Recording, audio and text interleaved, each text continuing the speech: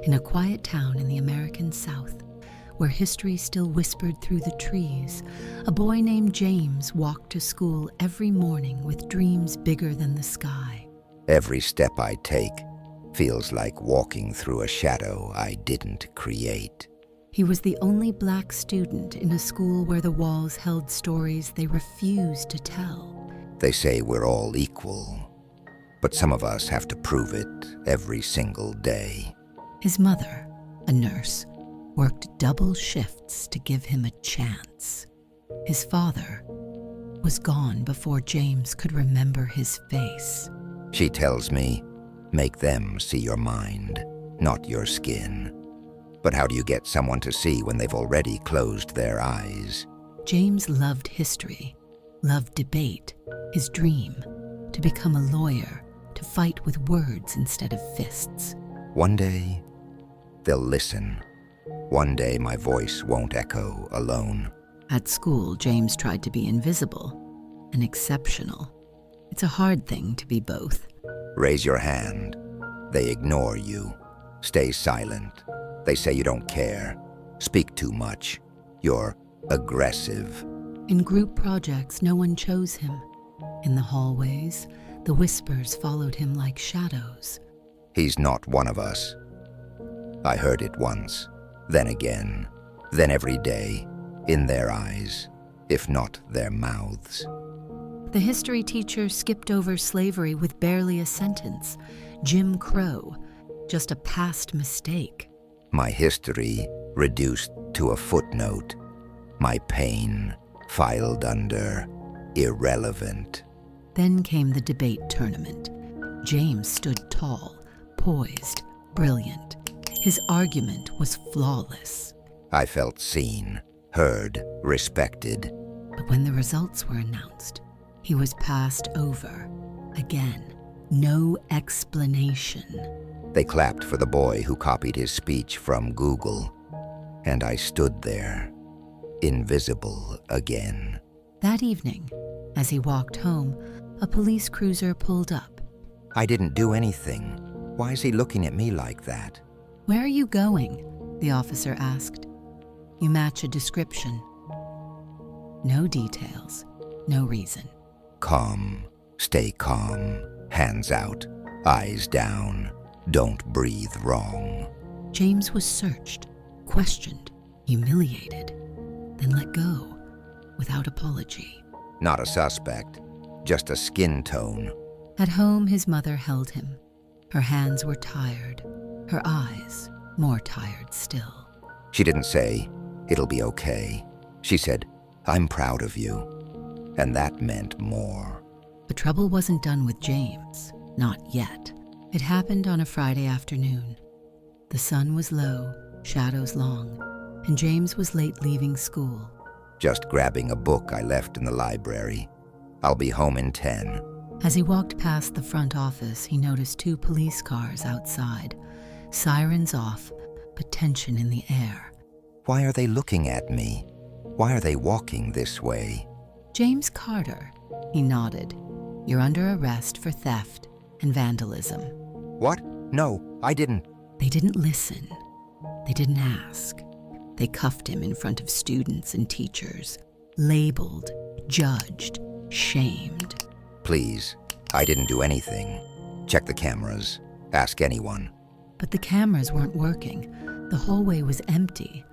And someone with pale skin and confident words, said they saw him. One voice, one lie, and mine means nothing. The police report was filed. The media ran the story. Local students suspected in break-in. No allegedly, no innocent until proven. Just a mugshot and a headline. His mother cried that night, not loudly, quietly, the way mothers cry when they've seen this before. I didn't even fight it. I just shut down. James sat in juvenile detention for 3 days. 3 days of metal beds, flickering lights, and silence, thick with judgment. I thought about quitting. Everything. School, law, life. But on the 3rd day, the door opened, and in walked a woman, strong, older, and fierce. His old teacher, Mrs. Gray. Why is she here? "James," she said, "you're not alone in this, and we're going to prove it." And just like that, a spark returned to his eyes. Mrs. Gray didn't waste time. She demanded access to the case files, security logs, and the student testimony that accused James. Why is she doing this? No one ever fights for me. She called lawyers, filed public records requests, and most importantly, she asked the right questions. She believes me, even when I stopped believing myself. The supposed eyewitness. Turned out he had a history of lying. The missing camera footage, found in a backup server, showing James nowhere near the scene. The truth was always there, just buried beneath fear and assumptions. With new evidence, charges were dropped. The school stayed silent, but the truth was loud. They won't say sorry. That's okay. I don't need their guilt. I've got my name back. Mrs. Gray didn't stop there. She held a community meeting. Parents, students, teachers, all invited. I stood in front of them, not as a victim, as a voice, as a witness. James spoke of silence, of being overlooked, judged, watched. What happened to me is not rare. That's why it matters. We don't need sympathy. We need change.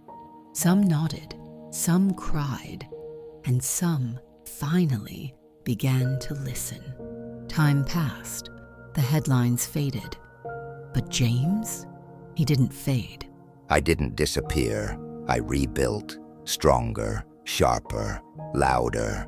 He graduated with honors, got a scholarship, chose law, not to forget the pain, but to challenge the system that caused it. I won't let this happen to someone else.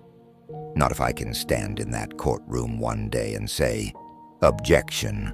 He wrote articles, led workshops, mentored younger students, especially the ones who looked like him.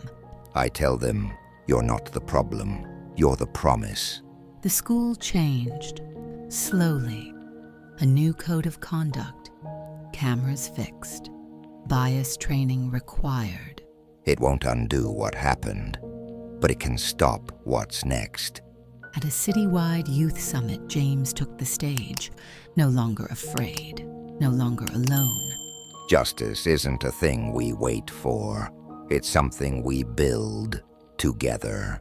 And in that moment, under the lights and eyes and hearts, justice didn't just prevail, justice began to live.